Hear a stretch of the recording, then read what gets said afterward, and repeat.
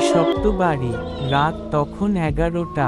সাংবাদিক আরিফ তার বন্ধু রিয়াজকে নিয়ে গ্রামে এক পুরনো বাড়ির রহস্য উদ্ঘাটনে বের হলো।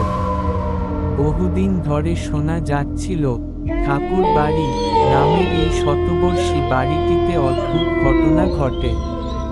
যেই রাতে সেখানে গেছে, সেই ফিরে এসে অসুস্থ হয়ে পড়েছে। কেউ কেউ তো পাগলও হয়ে গেছে।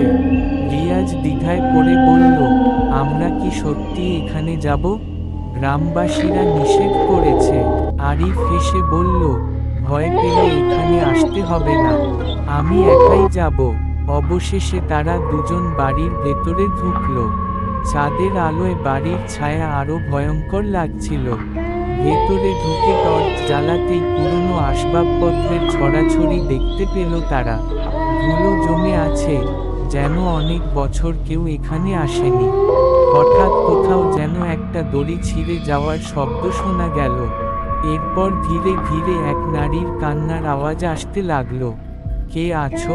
আরিফ চিৎকার করলো। একটা দরজা আপনা আপনি খুলে গেল। ওরা সামনে গিয়ে দেখল, একটি পুরনো আয়নার সামনে একটা ছায়ামূর্তি দাঁড়িয়ে আছে। আয়নায় পরিষ্কার দেখা যাচ্ছে এক সাদা শাড়ি পরা মহিলা। তার চোখ দুটো ফাঁকা, চুলগুলো এলোমেলো। তোমরা চলে যাও, চলে যাও, একটা ফিসফিসে কণ্ঠস্বর শোনা গেল। রিয়াজ আতঙ্কে পেছনে ফিরে দরজার দিকে দৌড় দিল। কিন্তু দরজাটি এমনভাবে বন্ধ হয়ে গেল যেন কেউ ওদের আটকে রাখতে চায়। ওরা আতঙ্কে জানালার কাছে ছুটে গেল।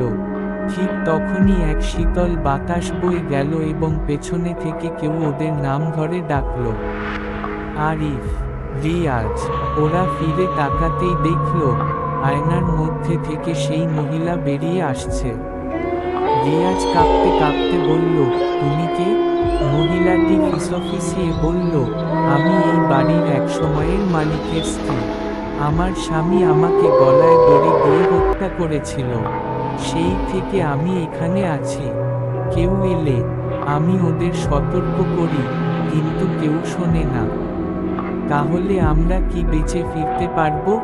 আরিফ জিজ্ঞেস করল। মহিলাটি কিছু বলল না, ধীরে ধীরে মিলিয়ে যেতে লাগলো। হঠাৎ দরজা খুলে গেল। আরিফ ও রিয়াজ প্রাণপণে দৌড় দিল। যখন বাইরে এল, তখন ভোর হয়ে গেছে। গ্রামের লোকজন ওদের দেখে বলল, তোমরা বেঁচে ফিরেছ? আশ্চর্য! গ্রামের একজন বৃদ্ধ ওদের বলল, সেই মহিলার আত্মা কখনো কাউকে মেরে ফেলে না, শুধু সতর্ক করে। কারণ সে এখনো তার হত্যার বিচার চায়।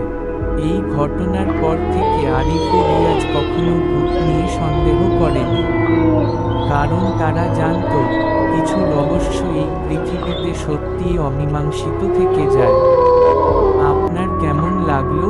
চাইলে আরো ভয়ঙ্কর গল্প শোনাতে পারি।